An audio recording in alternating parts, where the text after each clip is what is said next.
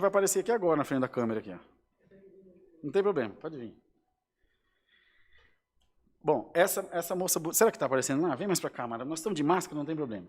Essa moça bonita que é a irmã Natasha, a esposa do irmão Léo, pensa numa moça que escolheu um marido feio, mas é bonzinho. É músico, toca tuba, está aqui. A irmã Nath é quem responde vocês nas páginas, é quem responde vocês nos e-mails agora, quem responde o contato de vocês no site. E nos cultos que ela está, ela faz aqueles pedidos de oração da lista da última oração. A irmã Mara, vocês já conhecem, que atende o culto das mulheres junto com a irmã Cátia, com a irmã Simone, com a irmã Mônica. Também anota os pedidos de oração. Bom, a irmã Mara é mais fácil a gente falar o que ela não faz, porque todo o resto ela faz. Estão aparecendo. Esse aqui é o irmão Bruno. Olha a camisetona da CCA dele, que bonito.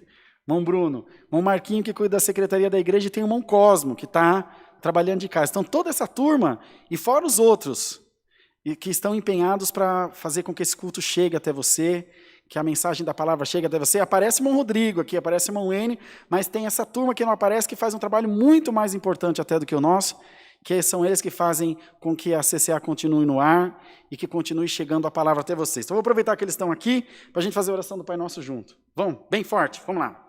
Pai nosso que estás no céu, santificado seja o teu nome.